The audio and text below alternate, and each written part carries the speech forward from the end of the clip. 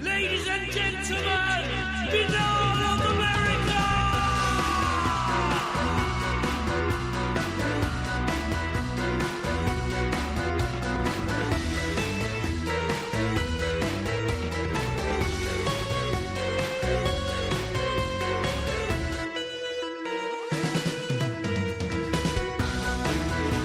And now, ladies and gentlemen, Binal of America Audio with your host, Tim Binal.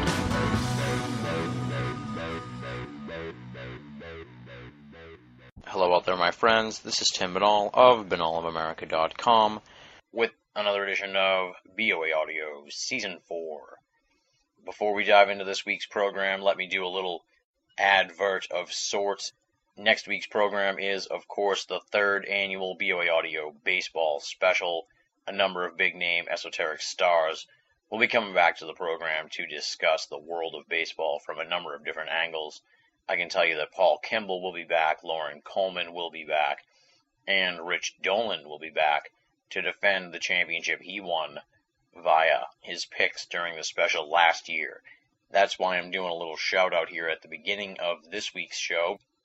We open up the prediction contest, of course, to all the great members of the official BOA forum, the usofe.com. There you can post your picks and match your wits against the esoteric stars and their predictions for the 2009 baseball season.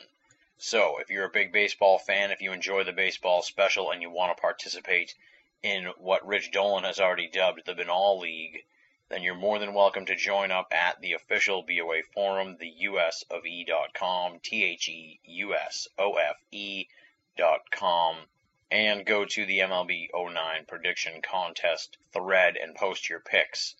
Best of luck to everyone who enters. Stay tuned to next week's BOA Audio Baseball Special to hear the picks of the various esoteric stars on the program. Now that we've taken care of that in-house business, let's talk a little bit about this week's episode. We're going to be taking a journey into the strange world of Kentucky's Anderson County, also known as the Frazier Land, with researcher Philip Spencer. Philip's going to detail some of the strange activity in the area, the many bizarre sightings and events in Anderson County, notably the hotbed of activity around the site known as Panther Rock. We're going to find out about reports of Bigfoot in the area, including Philip's own sighting. We're going to learn about the odd Frazier mud track, which you can check out if you go to the show page where you found this interview. We've got linkage up to the Frazier mud track page, so you can take a look at that. We're going to ponder if there's a paranormal element at work in the area, a la the Skinwalker Ranch. You'll get a chance to hear the Frazier howl. Philip sent it to me before the show. We embedded it here in the episode, and you can hear Philip discuss it and tell us about some of the background on the Frazier howl and what he thinks is going on there. We're going to discuss stories of Wolfman and Big Cat sightings, also in the Anderson County region. We're going to get Philip's take on the kill versus no-kill debate in Bigfoot research, and, of course, tons and tons more. Philip Spencer, quite a character, a great guy. His excitement and interest in the Anderson County area, the Frazier Land region of Kentucky, is, quite frankly, infectious. He's just so much fun to listen to, and once you get him going on one story, he just starts telling you some amazing tales that he's heard firsthand from the witnesses in the area. It's an interview that shines a spotlight on the paranormal hotbed that is Anderson County, Kentucky, with a man who was born and raised in the Frazier Land, Philip Spencer. For those of you who are unfamiliar with Philip Spencer, let me give you a little bit of background on him. Philip Spencer grew up in Anderson County, Kentucky, in the town of Lawrenceburg. Blessed or cursed with an insatiable curiosity for everything, he has been seeking answers to the mysteries of life, death, and the paranormal since childhood. A 30-year veteran investigator, he has amassed hundreds of case files in his research of strange events that have occurred throughout the world. His first book, The Wild Man of Kentucky, Mystery of Panther Rock, entails these sightings and much more, taking the reader on a journey into the heart of the dark and bloody ground, one of the most active paranormal places in the nation, also known as the Frazier Land. His website is www.philipspencer.net, PHILIPSPENCER.net. Check it out. Without any further ado, let's rock and roll. This interview was recorded on February 25th, 2009. Philip Spencer, talking about the paranormal happenings of Kentucky's Anderson County on BOA Audio, Season 4. Ladies and gentlemen, welcome to another edition of All of America Audio. We're going to be delving back into the crypto realm here this week with an amazing researcher. This guy's got charisma in buckets, and I'm really looking forward to talking to him. He's Philip Spencer. He's the author of Wild Man of Kentucky, The Mystery of Panther Rock. That's the book. Then the book was turned into a DVD, also called The Wild Man of Kentucky, The Mystery of Panther Rock. That's from Reality Films. And he's been studying the whole strangeness that's gone on in Kentucky around Panther Rock, Anderson County, Frazier Land. We're going to get into all that stuff. We're going to get into his research into Bigfoot and a whole host of other weird happenings in Kentucky. And I'm really looking forward to talking to him. He is a huge star of this film. He really bursts right out of the screen on you and is just fascinating to watch and listen to. So I'm really looking forward to bringing him here to the All of America Audio listening audience. Philip, welcome to BOA Audio. Oh, thank you so much, Tim. It's great to be here. Let's start out, with the standard bio background. Who is Philip Spencer? How did you get interested in the Bigfoot? And, how has your career progressed? I know you've been looking at this enigma for 30-plus years, so that's quite a career as a researcher. Yes. I was a rather quiet, covert researcher, investigator for many years. And I had some valid reasons for doing that. I found out I could acquire and obtain an enormous amount of information as long as I just basically sat on it and shared it quietly. And this area of Kentucky, Tim, this is where I'm from. I live in Hampton, Virginia now, but I'm from Lawrenceburg, Kentucky in Anderson County. Mm-hmm. And this area that I call it the Frazier Land. And the reason I call it the Frazier Land is because an elderly woman told a story once that all this area was once owned by a family known as Fraziers. And one night they just left. This was maybe in the 1700s. Oh, wow. They had settled this land. And then one night they just left. And nobody knew why. Well, I suspect I know why. And as we delve into this tonight, I'm sure the listeners, it won't take them long to start understanding why somebody might leave. Yeah. We have ghosts. We have animal mutilations. We have Bigfoot. We have other bizarre creatures. We have this cave, this mysterious cave, sounds, lights. Tim, there is so much going on in this place and has been for years.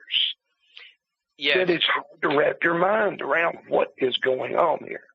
Yeah, it's really strange. Now, you grew up in this area, right? Correct. Have you heard these sort of stories all your life growing up? All my life. And as a matter of fact, I had two events myself at the cave. Oh, wow. The cave is I consider it an unusual cave. It's not a huge cave, but it's not a small cave. But it's just the location seems, for some reason, out of place or something. But we camped there many, many times. Myself and three friends were there one night. About 3 o'clock in the morning, suddenly I was being beaten in the back, screaming. Somebody screaming, "Look, look, look." And I rolled over and looked. Now, we were up above the cave on a ledge. Yeah. And there was this just stunning blue-white light shooting up from down below where the cave was. It was a strange light. And we all were just sitting there in the woods looking. And all of a sudden, it just went off, just like a switch was thrown. Weird. No sounds, nothing. I also witnessed a shadow-like creature, a being, I would say, moving along the tree line near the top part of the cave. When we were there filming, Philip Gardner, he's a friend of mine, works with me. He's a skeptic. Yeah. That's why we had him there. I want that perspective. Mm-hmm. Well, Philip saw something. He saw this shadow float out and go back in a tree line. I saw this shadow being 20 years earlier. And Tim, it's just such a strange, I refer to it as a beautiful mystery. All these people that are having these events, the gentleman known as the ex-farmer that you heard on the DVD and I talked about in the book. Yeah. His family, they will not go out unless they're armed. Their children do not camp anymore. The 18-plus inch footprint that we found was on the ex-farmer's property. Other bizarre tracks. You know, if you find one case where you have a phenomena, something going on, and you can document it, interview people about it, have witnesses, maybe even something like a track. Well, that's that happens. But what do you say or think about a place that has all of this going on? Exactly. And it seems to me that it's all occurring around this cave. Once I stepped back and thought about it, I thought all of this, and here we have this cave in the middle of all this. You know, I can't and won't sit here and tell anyone that I have an answer for all this. I don't. I wish I did. But this story is just fascinating. To sit and you can read the book or watch the DVD and the testimonies. There's a man by the name of Lynn Hutton that tells his encounter, he and his son's encounter with Bigfoot. And it is captivating. It is one of the most credible testimonies that I've ever heard, and I've heard a few. When we were there filming, and there was 4 of us there, and we were standing there, and this man was telling his encounter. His son was 8 or 9, and this creature just walked right out in front of him, Tim. Huh. It walked out of the cedars 15 or 20 feet in front of them. Wow. And yes, and here's something unique. This is the part that always fascinated me. The creature didn't panic. It didn't attack. It didn't scream. It stopped. It looked at them. And it walked backwards into the cedars. Weird. Very weird. Yeah, that's But, strange. that told me several things. Cognizant thought, non-aggressive, simply wanting to get away without any trouble. Yeah. This is a thinking creature. It did not have a primal instinct to kill. Exactly. Let's say if a tiger had walked out 15 feet in front of this man and his son, I would find it very hard to believe that it didn't attack and kill them. Because that's the primal instinct of that animal. But this creature, and Lynn and his son were terrified. They were absolutely terrified. And he is one of the most credible witnesses I've ever heard. Yeah. Now, this cave here, Panther Rock, that's the name of the cave, right? Correct, yes, Okay. Panther Rock. And now, how big is this thing? Like, can you go in there and explore it fully, or is it, like, so big or so deep or whatever that maybe you can't go all the way in there? Like, how thoroughly can you explore the inside of the cave? It's not a cave for amateurs. You can get in it, but you must be experienced. It's very dangerous. There are no big openings, although there are expansive areas in it, but not real big. This land In this area, it's all limestone, Tim. Yeah. So when it rains over the years, everything changes. The water flow will erode limestone, and it'll eventually change paths, make some places bigger, some places will, the water flow changes. Yeah. So it's in a constant state of flux, but it's actually a very dangerous place to go in. Now, professional cavers come in and go through it, but not very many.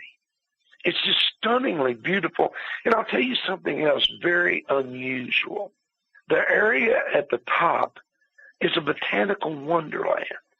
The University of Kentucky, as well as local schools, come there to study the foliage. The botanical aspects are stunning. It's just a wonderland of wildflowers and other plants.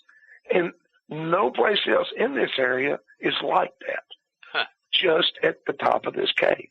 I found that to be interesting. That's strange. We sort of talked about how, the white settlers have talked about this place for so long and Frazier Land and everything, but the Native American history of this goes back pretty far too, I presume, right? Oh, absolutely. The name Panther Rock, the story that's told about that is that a Native American chief was in this area and had done some bad things. And one night, a family lived in a small cabin not far from the top of the cave area, the ledge. Yeah. And they heard screaming and a cat sound. And the next morning, they found the Native American chief there dead. He had been killed by what they said was a large black panther. Oh, wow. And so that's how it became known as Panther Rock. But I guess that's almost a perfect segue into what I'll tell you next. And that's about large cats. The catalyst that really, I had a lot of information on this place. Yeah. But I know the ex-farmer well and have known him for a long time. And he and I were talking one night on the phone. He said, I've got a photograph you need to see. I said, well, what is it? He said, it's a track that I found in the mud, and you need to look at it. So he sent it to me, and I sat here, and when I saw this track, the instant I saw it, I spent a lot of time outdoors. Mm-hmm. I used to do a lot of tracking. But the minute I saw it, I thought, what in the world? This track, now when you look at it, you're going to think, if you're familiar with tracks, you're going to think, well, it's maybe a feline or a canine. Yeah, now this is the track that's on the website, right? The right, Frazier Mud track? The Frazier Mud track. Okay. Oh, my goodness, has this been a discussion. Yeah, we'll put a link up so folks can check that out. So right, okay, they great. can sort of look at it while we're talking about it. But go on. That track is over 4 inches wide. That is an enormous track. Yeah, it's big. 2 weeks ago, I had a veterinarian pathologist state that it was their opinion that track was of an African lion. Oh, wow. And let me tell you this, Tim. I've talked to some really knowledgeable, some people that are experts in the feline and canine world about this track. And in almost all cases, unlike the veterinary pathologist, the answer has been the same from both groups. The feline group says, well, it has to be a canine because it's missing the certain specifics of a feline track. And what do the canine people say? They say it has to be a feline because it's missing the certain specifics that make a canine track. And there are certain specifics that make a feline or a canine track such as it is. Yeah. I don't know what this track came from, but I'll tell you this. A week after this track was found, less than a mile away, a man and woman who own a farm were in their house and they heard a crash. Now, I went and interviewed these people. I sit and spoke to them. Down to earth, hard-working people that have owned this farm for at least maybe 50 years. And they heard a crash. They went outside, one of their cows, a 700-pound cow came crashing through their back gate and ran into the yard with its right eye ripped out and its ears torn off to the bone. Wow. And its back ripped. Now, they actually took a picture of this. I can't even tell you. They were so good, they tried every way in the world to find it, but they couldn't. I wanted that picture so bad. But they called a veterinarian, and the vet saved the cow. But the man told me privately, he said, Philip, he said, I know my land, I know my animals, and I know what comes and goes on my property. He said, I'm going to tell you right now, he said, that was no dog that did that. Yeah. He said, I don't know what did that, but that was no dog. You know, a 700-pound cow is a fairly good-sized animal. Yeah, yeah. And to have its eye ripped out, its ears torn off, you know, something was roaming the Frazier Land, Tim, and it had a taste for blood. Absolutely, yeah, that's spooky. Now, you know this area better than I would. Is it rural enough to support this kind of habitat for big cats and Bigfoot and oh yes, others? Yeah. Oh yeah. This land is on the plateaus of the Kentucky River, where you would go up the big cliffs, and then the land starts running back into to farmland. And it's really, most of it is really rough lands, and it's dense. Oh my goodness. It's hard to even cut your way through some of it. Been there and done that. So as far as habitat, oh yeah, without any doubt. Now, like I said, I heard you on Coast to Coast there at George Knapp, and when I think of George Knapp, I always think of the Skinwalker Ranch, and I'm kind of, when I think about this area here, Anderson County and the Panther Rock stuff, I almost think in a Skinwalker Ranch-esque way. What do you think of that whole idea? Is there something paranormal going on here outside of maybe just strange creatures? I absolutely believe so. I have always been well, not always. Let's say there came a time in my life when I became a proponent of multiple dimensions. I think the work of individuals such as Michio Kaku and some others into the theoretical aspects of showing that the aspect of multiple dimensions is a valid theory. I mean, we have, like I said, all this stuff going on around this cave. Yeah. Could it be that there's a portal? Could there be that there is something there that is able to open a dimensional rift?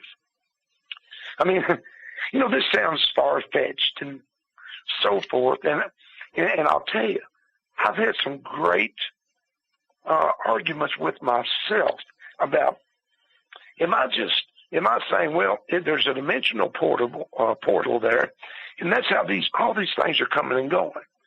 Well, is that just a convenient answer? You know what I mean? Yeah. Is that just the answer that would fit, and so that's what I'll go with? Well, I'm not saying that's what's going on there, but you know, like I said, it's hard to wrap your mind around this area. Exactly. And yeah. I mean, what in the world? All these people, all these events happening. You know, what is going on here? and Tim, it just keeps happening. I'm getting information still from this place. Yeah, it's bizarre. Let's listen to this howl that you sent me. Okay. I guess set it up a little bit here for us. Tell us what it is, and then Sure. and then we'll play it. Okay. Let me tell you about this howl. We refer to it as the Frazier howl. And with so much going on the ex-farmer's land, I left the small digital recorder with him. I left some trail cams and some other things. And I told him, keep this little recorder handy. And if you hear something, turn it on. Now, about 11 or 12 o'clock one night, he was out on his porch of his cabin with his 2 dogs laying in the yard. All of a sudden, this started. Now, he grabbed the recorder, and when you play it for everybody to hear, you're going to hear some popping and clicking, but it's a handheld. It's a little recorder. Mm-hmm. But here's a couple of things I want to preface before everyone hears this. This sound was approximately 350 yards away. Behind his cabin, it was 100 feet down behind the hill. And the recording you're going to hear, I have turned up. I have taken some pop and hiss out, and that's it. Well, I converted it to an MP3 instead of a wave. Yeah. And I want everybody to pay very close attention to the dogs. Listen very closely to what the dogs do. And once this is over, then I'll address the dogs. But that's one thing to focus on. So if you would, Tim, go ahead and play that. All right, here we go, folks. Take a listen here and pay attention, like Phil said.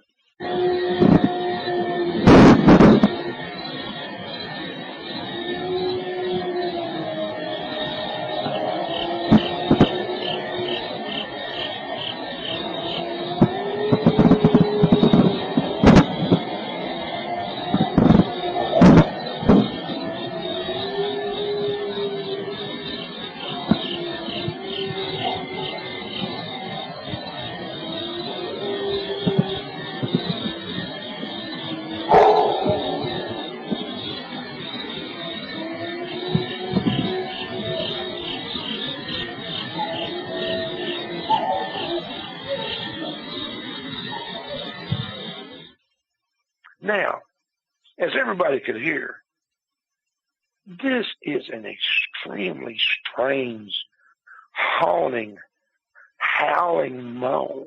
Yeah. And even though I brought the volume up some, can you imagine what it would have been like to be within 20 feet of that? Oh, boy. Yeah, I can't even, but let me tell you about these dogs. If everybody noticed, the dogs did nothing. They whimpered a little and barked a little at the end. But now let me tell you about these dogs. These are rough, tough farm dogs. This is their land. You know, this is their place. One of those dogs, when we were there filming, it had to be put up. It couldn't even be left out. Oh, wow. And the ex-farmer told me when he called me, he said, I've never seen these dogs act like that. And I'll tell you what they did. When the howl started, he said they stuck their heads up and they tilted their heads and just looked in that direction. He said it looked to me like they were confused. Huh. And these dogs, if anything does anything around this area, these dogs immediately respond. Yeah. But whatever did this, they didn't know what to do. Yeah, it's a strange sound. There's almost a rhythmicness to it too. You really can't place it to anything else that I can think of, except maybe like a monkey right. or something. You know, well, definitely wouldn't be running around there.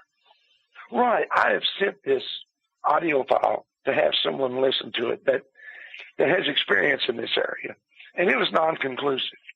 They weren't certain. I have sat and gone online and brought up every kind of creature that I could think of that might make a sound. The only thing as far as a tonal aspect is I was listening to howler monkeys. And at times, there was a similarity within the tonal quality. But these dogs tell me that this was something very strange and unusual, Tim. Yeah. These dogs react instantly to anything. But whatever this was, basically, these dogs didn't know what to do about it. Now, is this the same guy who had who lost the dog to the big, or is this a different guy? Same guy, same place. This was, of course, years ago. He had 3 big farm dogs, and one night they got in a vicious fight with this creature. He could barely see the creature. He lives back in the woods, as they say. Yeah. And he could see this creature. He could see it slapping at his dogs. He could hear his dogs screaming. These were Dobermans. And the fight went into the woods. Well, he was exhausted. You know, he was a hard-working guy. Been put in 16 hard hours, and he had to go to bed. And as he sat down, he told me, he was telling me this, he said, you know, I sat down and I realized that whatever that is, whatever that thing is, it didn't make a sound. And the next morning, Tim, he found 2 of the dogs laying in his yard, still alive, with big rips in the sides of their heads. Oh, boy. Had to take them to the vet. The 3rd dog, the biggest dog, was never, ever seen again. Now, this creature that was in this fight, he said it was well over 100 pounds, but he said it was strange looking. He said it had a coat, and when he said in his mind, it was like a sheepdog. It had this grayish, dirty texture to it. But he said he never saw its head, but he could see its arm, its front leg or arm, whatever, come up and then slap and roll his dogs with the force of the impact, and the dogs would scream and go back into the fight. Wow. Do you think this was a Bigfoot or something else entirely? I don't think this was a Bigfoot. I don't know what this was, but I'll tell you a little something here. He said one thing he noticed, his words were, it's gut. He said the gut hung low. He said in a strange way. Now, he's referring to its stomach. Yeah.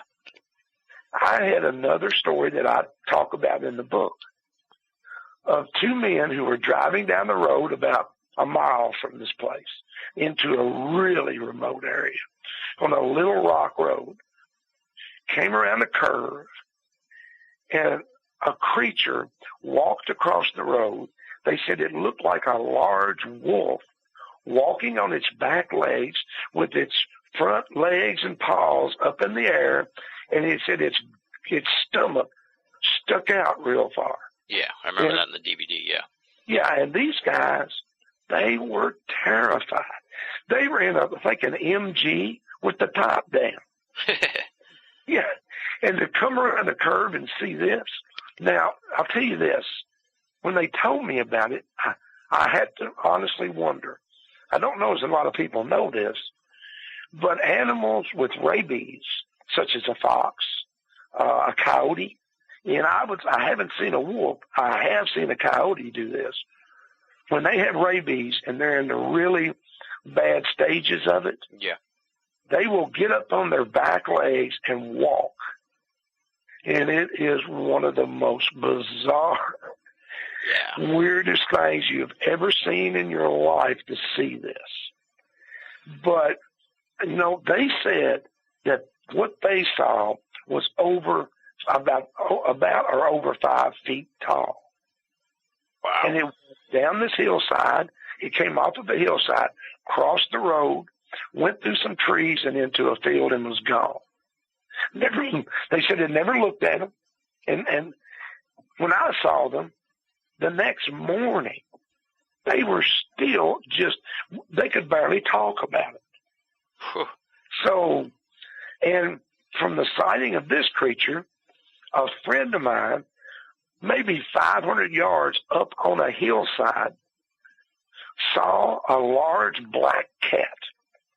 Now, this individual is an absolutely tremendous witness, experienced outdoorsman, spent his entire life dedicated to working with felines and canines. Mm-hmm. Couldn't have, really, it'd be hard to find a better witness. And he saw this cat. He said it weighed, he said 150 pounds at least. But he said it was strange because he said its legs looked funny, its tail curled up many times. It ran funny, but he also said its stomach protruded to the point where it almost drug the ground. Weird. And he was just, you couldn't ask for a better witness. You know, so here we have these three incidents, three different descriptive examples of a creature, but all three of these people mention protruding stomach area to an extreme. Now, I don't know whether that means there's plenty of food, but you know, there's some correlation there that honestly I don't know what it means, but yeah, it's hard to wrap your mind around it because, like you said, right. you don't think it's a Bigfoot, and then you get to the question, and what are we dealing with here? Lemon, there was once a great American named George Henderson. He met a woodland ape or Sasquatch, and despite its dangerous message of environmentalism, became his friend. But when the time came to do the hard thing and send it back into the forest where it belonged, and birds could perch on its shoulder because it was gentle, George Henderson summoned the strength, and by God, he did it. Did it hurt? You bet it hurt. Like a bastard. But he did it because it was the right thing to do. For the woodland ape. You think about that. What? You're listening to Banal of America Audio. Is that Harry and the Hendersons? You've seen it? This is my life, Jack. It's bizarre. Right. You know, what is going on? There are some very strange rock structures. Oh, yeah, I wanted to ask you about that. You Now, show one of them in the DVD, and it doesn't make any sense at all. It has no reasoning behind it. These structures, we are, a friend of mine, Tony Gerard. Do you know Tony, or have you ever heard of Tony? No. He's a professor of biology, works with Monster Quest, good friend of mine. Okay. And Tony came down and looked these over. And he's just like, conclusion we are, these are man-made. But there are some real mysteries about these structures. They're built on a hillside on what would be considered useless land. This land is so dense with thorns and 3 and 4 inch thorn trees and vines, and it's on a hillside. Why would somebody, not only it's fenced in with a rock fence, but they're called cairns or cairns. There's a lot of information about them online, but these are built with amazing craftsmanship. Some of them are hollow on the inside.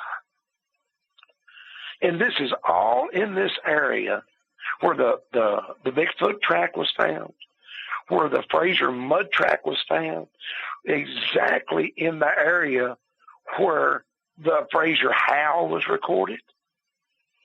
The lights. Now, how far back do these stone structures date? Are these like fresh things, or have they been there forever? Oh, no. These have been there for many, many years. We stood there in the middle. I wish we had actually filmed the discussion we had. We had Philip Gardner, myself, Tony Gerard, the film crew, and we had a big discussion about these. Now, historically, the settlers are supposedly they came into Kentucky in I think it's the mid 1700s. And that's when the settlers came in. Now, Kentucky's full of rock fences, everywhere. And they're works of art. They're historical works of art. But we had some big discussions because this rock fence, there was trees that had grown through the middle of it that we just could not believe were not hundreds of years old. They were huge, enormous trees. And so we were trying to determine, well, look at these trees. They've grown through the fence. They've knocked the fence down. Yeah. So that means that the fence was there before the tree. It was obvious when you looked at it. Mm-hmm. But here we have a tree that we were thinking at least 300 years old. Wow. And so, you know, and why would they build these structures?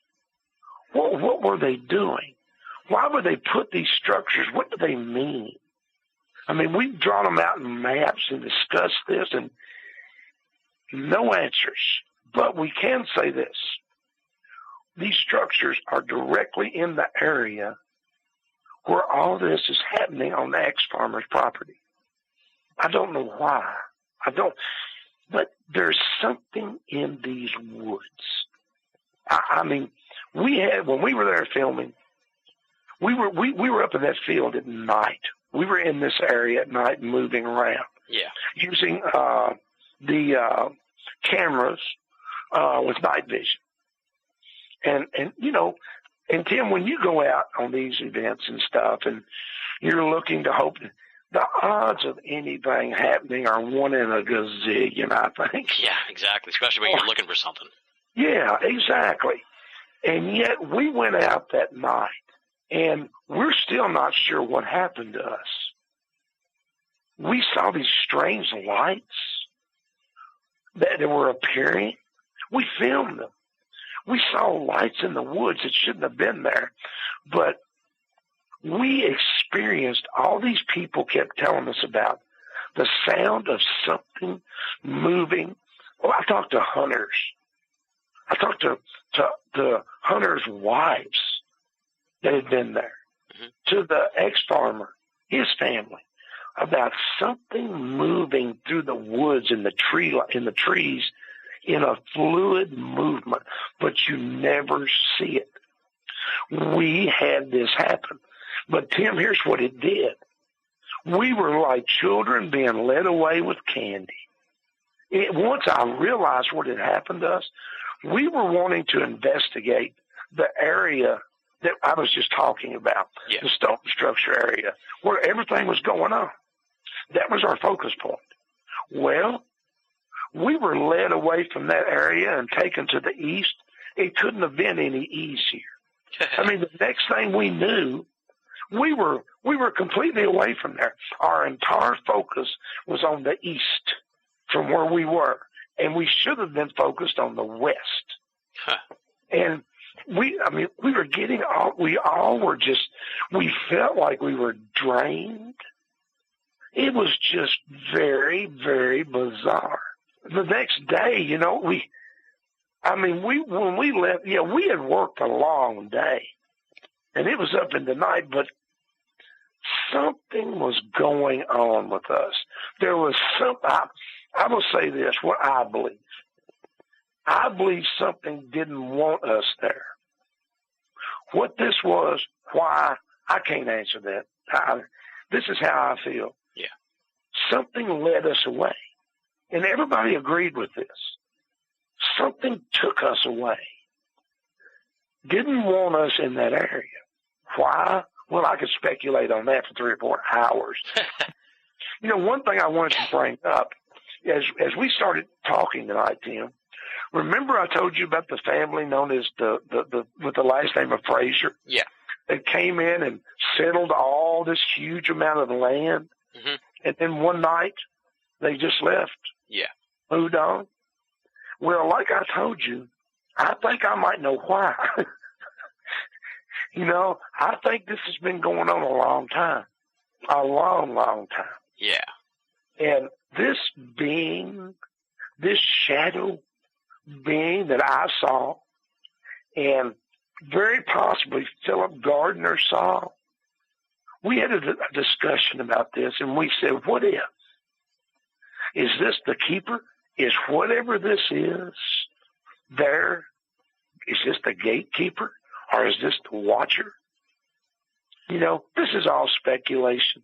Yeah. I mean, we're just trying to wrap some kind of logic around a totally illogical area. Yeah. And all you can end up with is speculation. Absolutely, yeah, it's bizarre. Now, it must have been kind of a little freaky there in the woods, because I saw that on the DVD, that part where you guys were hanging around in the woods at night and everything. I think I'd be a little freaked out, especially considering we're talking about stuff that may not even be, you know, a physical entity or anything. So it was a very bizarre several hours. You know, we're kind of like the eyes closed tight and nerves of steel guys. You know, but we don't know what happened to us, but we know something happened. Is this metaphysical? Is this supernatural? Is this paranormal? You know, I mean, what in the world is happening here? I don't know. I wish I did. I wish I could sit here and say, well, I'm going to now systematically explain to you everything that's going on. And not me. Can't do it. But the events are told of by very credible people. Yeah. Now, I'm not a big proponent of you know, bringing in a psychic for that kind of investigation or anything, but have any, you know, psychics or spiritual type people, you know, looked at the area and come to any sort of conclusions that you know of? No, not that I know of. And let me add this. I know that there's already been some people go into Kentucky and go looking for this area. And, you know, that's if that's what somebody wants to do, that's their business. But I want to say this. Be very careful. This is private land. I just so happen to know the people. Yeah. And know the area. This is very private land and very private people. This is the last place on earth to say, they probably won't know I'm back here. I'll sneak in. Don't do that, please. Yeah, that's a good way to get shot. Dogs will get you in a heartbeat, and you will get shot, period. Like I say, Tim, it's a beautiful mystery. We were talking a little earlier about how things kind of got started with me. Mm-hmm. But as a young man, I lived in a little town called Alton in Harrison County. And when you grow up in rural Kentucky, you grow up as an outdoorsman. One of the first things I ever remember having was a Stevens cracked shot octagon barrel, little 22 rifle. But that's, you lived off the land because you had to. Yeah. If you wanted something to eat, you best go get it. And one day I walked back into a field on the back of our farm, and I found a single track in the middle of a plowed, smoothed out field. A large track. Was a right foot, and it only had 3 toes. One track, middle of the field, nothing anywhere else. Wow. Yes, and that was kind of a catalyst for me. Mm-hmm. I never forgotten. Yeah, there was a bunch of other things too. You know, maybe sometime if you want to talk ghosts, we can do that too. But that kind of, I never forgot that. And then I actually had my own sighting of Bigfoot in Anderson County. No questions about what I saw. I saw the creature, period. And I know that this creature exists. Yeah. I saw it. I had a sharp eye at that time. You know, I stayed in the outdoors. That was my world. And I saw it. So I know it exists, but what, why, when, where, Why no evidence? Why no body, bones, all that? That's another one of those I wish I knew, because I've sure spent a lot of time thinking about that. Yeah, it sounds like it, I'm sure. Now, I imagine the people in the area are sort of, like salt of the earth, down to earth people. What's the attitude of the people in Anderson County towards this, I guess you'd say, reputation or the stories of all this strange happenings? Was this sort of one of those things where they don't like to talk about it, but then you get a couple beers in them, and next thing you know, you get some great stories? Well, actually, the people in Anderson County, in Lawrenceburg, are just some of the best people in the world. They'll do anything for you. That's how they are. Mm-hmm. But they're also private people. They don't, sit around and gossip, all that, about each other. They help each other, especially the farm area like this. Yeah. There were people in this area that I spoke with. Tim, they live within 1,000 yards of the cave. They've lived there for over 30 years. They didn't even know the cave was there. Oh, wow. When, the man's cow was attacked. Now, he talked to the others in the area. They needed to know that something was out there. But, as far as the ghost or things like that, it's not something people would run around to the neighbors and talk about. Yeah. But I know these people. That's my home. That's where I'm from. I live in Hampton, Virginia now, and basically got my feet in the Chesapeake Bay. Nice. But they're just really good, down-to-earth people and extremely credible witnesses. The ex-farmer, a retired professional. Last thing in the world he wanted to happen was all this. Yeah. But here's a little quick story. When the ex-farmer found this land, this is the land he wanted. It was rough. He never planned to farm it. He wanted to live there and raise his family there and just enjoy the land like it is. Mm-hmm. And I really admire that myself. When he bought the land, he had been overseas and came back. He went out and camped on it, Tim. Young man, hey, this is mine. Yeah. I'm going to build me a home, and I'm going to raise my family here. So he went out and he camped. He was there camping, and he heard something. Now, the ex-farmer is a man that he always has a weapon when he's out on the land. And he heard something, and it broke a big limb. And he could hear it moving through the woods. Mm-hmm. And he stopped, he eased his gun out, and he just sat there by his campfire. And he knew a couple of things. He's a very smart outdoorsman. He said he knew that whatever that was, there was something strange about it. Because when it broke that limb, there was a weight to the sound of the impact. Yeah. He knew that was something big, and he just felt strange. And he heard it move through the brush on down into the creek. And he got up, packed his stuff up, put his fire out, and he left. And he told me, he said, at that time, I stopped and thought, what was that? But he said, I never, ever had any idea what would happen as the years went by. But now, and we've touched on a lot here tonight, Tim, but we've just scratched the surface of the stories. In the book, I really got into detail. On the DVD, you get to actually hear the testimony, see the people talking about it, get some historical information.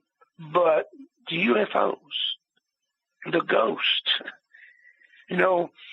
these events are also part of this. And like I say, I'll tell you, I've got some major projects in the works, but it's getting to the point where it's going to be very hard for me not to revisit the Frazier Land. Yeah. And in the DVD, there are some pretty compelling stories of people shooting at the Bigfoot they see in the Anderson County area, and from close range too, and not doing any damage. And this kind of segues from what you were saying about the ex-farmer always carrying a weapon. I guess just talk a little bit about that, because I thought that was interesting, because there's this big debate, in Bigfoot research about whether you should kill it or not kill it, and it sounds like, that might be a moot point if these stories are to be believed, of people shooting, Bigfoots at point range, and then they just turn around and walk away. We might be dealing with something here that shooting isn't even an option. Right. There's several stories you can find about instances. There's the famous Art Bell bug story, as well as some others about someone shooting the creature. There's also stories about people shooting the creature to no avail. I certainly hope that's not what it takes to bring forth evidence for the validity of this creature's existence. I hope that's not. But on the honest side of it, I don't think until, unfortunately, we have old Sasquatch loaded up in the bucket of a big front loader with the whole world to see, that's what it's going to take, I'm afraid. If it were, I would love to have the creature get every sample, video, pictures, every sample we could get, but just put him back or her back. Yeah. But I will say this. Well, I hate to do stuff like this, but I'm going to say this. As far as the creature and how does it get away so quick? You've heard people talk about something as crazy and bizarre as, could this creature be invisible? Could it have some kind of special abilities? And I'll be honest with you, for a long time I thought that was just crazy. Yeah. I thought it was. I've seen the creature. It was a flesh and blood creature. I mean, I saw it. No, I wasn't there to examine it or get a blood sample, but I watched it move. It was a tremendous sighting. But I will say this. I'm like others that do this. I have a lot of information I can't talk about. And I'll just say this, Tim. Mm-hmm. I know a lot of people get mad when somebody says that. Believe me, I do. But I hope everybody will understand something. There are very, very valid reasons why people want to remain anonymous, why they don't want evidence spoken about. There are very valid reasons. And I know people get mad and upset and say, show the evidence, show it. But all I can say is this. There are valid reasons. I've run into this many times. I have in my possession something that I want to show the world. I want them to look at this, and I want to hear opinions. I can't do it. I do not have permission, and I said I wouldn't. That was the only way I could see it. Yeah. If I turned around and said, Tim, I'm sending you something. I want you to put it on your website for the world to see. My goodness. Well, first of all, I would have somebody just despise me for lying to them. And secondly, I have gotten so much information by just keeping it to myself. I didn't like it. I didn't want to, but I got the information, and as time goes on, hopefully there'll be ways to more and more to let it come out. And I know there's others just like me. They're in the same situation. But there are valid reasons why individuals say this, that they don't want people to know where it is or even see it. Yeah. Now, you say this, and that's perfectly fine with me. I understand that. But has this information that you've gotten, you're not going to share because of confidentiality, has that led you to some kind of conclusion or opinion? I'll tell you what it's led me to. I don't mind saying this. That's what I'm interested in, yeah. When this was sent to me, I was the person asked to analyze this. And once I had done what I do, I absolutely just froze. I didn't know what to do, what to say. I was actually sitting right where I'm sitting now, just absolutely frozen in place. And it really made me stop, Tim, and rethink everything. I mean, it just absolutely stunned me. Now, I don't know. I don't know if this is what I think it is or not. But I will say this: I am trying with everything in me to let this out this year. It might. I hope it does so bad. I want people to tell me, "You're crazy. That's not what that is." And just I want to hear them discuss it, look at it, analyze it, tell me why it's not.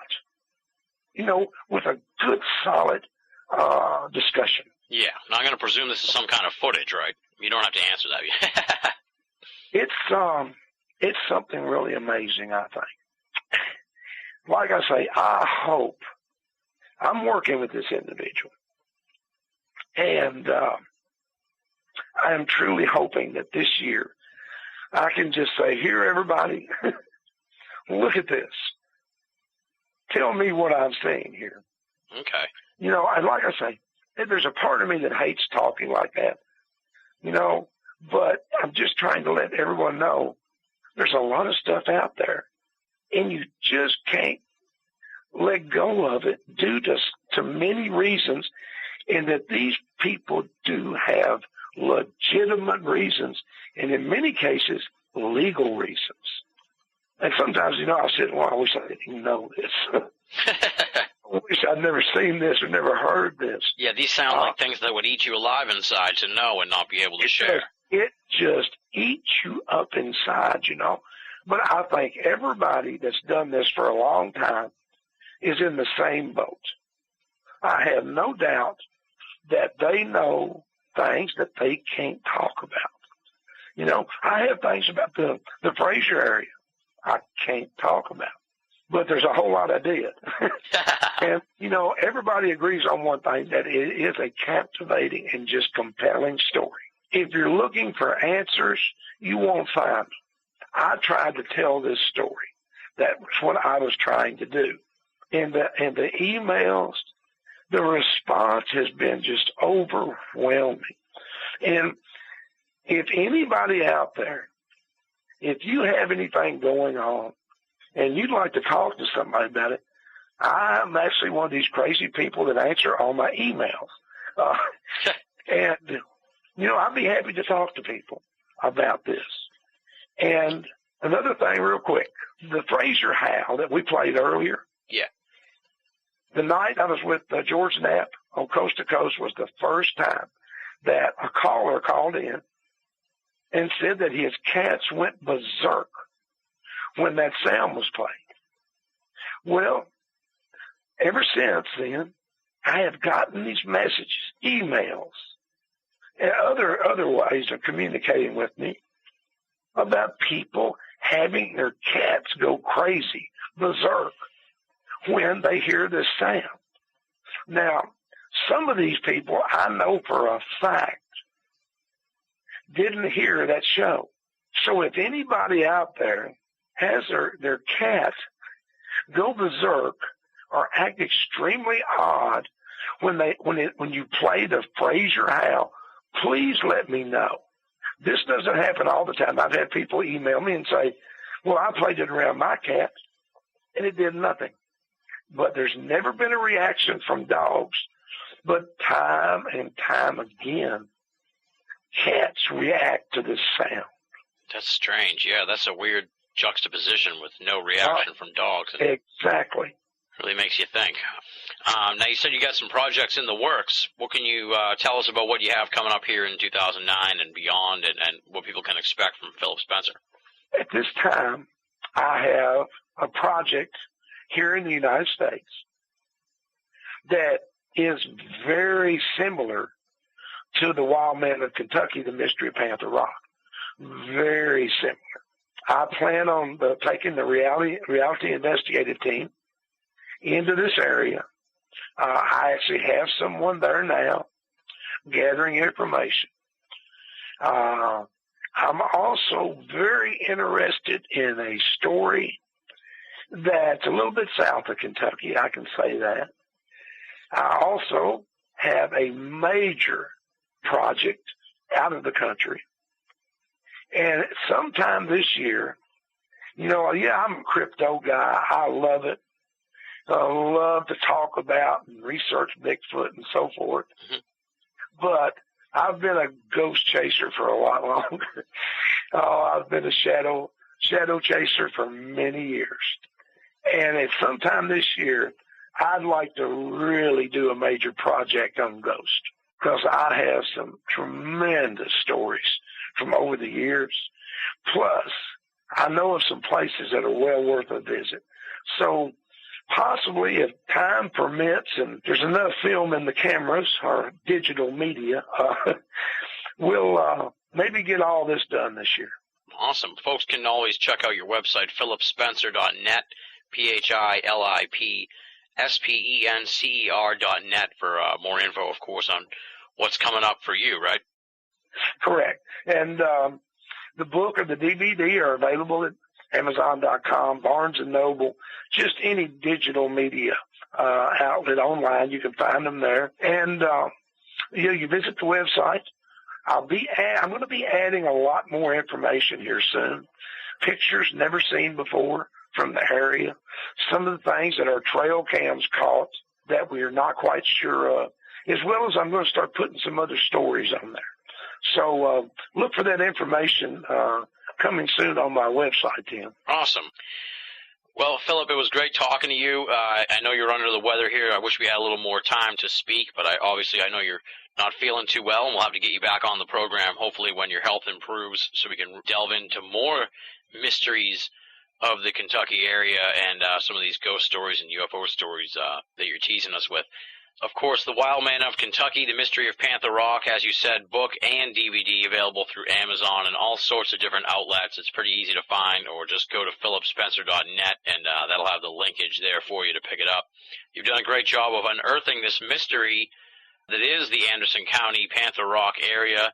Like you said, there's people who live, a few hundred yards from it and don't know too much about it, and now you're sort of bringing it out to the world. So I appreciate that. We need more on-the-ground investigators like you unearthing these mysteries and bringing awareness to these mysteries. But as you said, of course, folks, don't be heading out to Kentucky to investigate it yourself, because you'll probably get shot or attacked by a dog. So just pick up the DVD or pick up the book and enlighten yourself to this amazing story. It sounds like we've got a potential Skinwalker Ranch 2 here going on in Anderson County, and the more we find out about these places, the more I think we're going to be starting to put the puzzle pieces together on the greater mystery as a whole that is this strange esoteric world. But once again, it was great talking to you, Philip. Like I said, I wish we had more time, but we'll definitely be talking again in the future. And I thank you, and I wish you the best of luck and good health, sir. Thank you so much, Tim. It's been really great being here tonight. And I want to thank all the listeners out there for taking time to listen to us tonight, and hope everybody supports your website, because it's a great place. And thank you for your work, Tim. And once again, thank you for having me here tonight. That does it for this week's edition of BOA Audio Season 4. Big thanks to Philip Spencer for coming on the show, especially in light of him being under the weather when we taped the interview. He persevered, and I really appreciate and respect that. You can find out more from Philip Spencer at his website, www.philipspencer.net, philipspencer.net. Check it out. Moving right along now, it's time for BOA Audio listener feedback. And this week I'm doing something a little bit different here. I'm not going to read any emails, just want to do a shout out and thanks to 3 great BOA Audio listeners, Gareth, Cogitator X, and Jason B. Each one of these guys sent me an email or got in touch with me about little errors in coding and linkage problems that they found on BOA over the past few weeks. There's so many details involved with putting the program together that sometimes I do miss a little something here or there, And when these things slip through the cracks, it's always great to hear from the BOA audio readers/listeners who catch them and pass them along to me so I can fix them.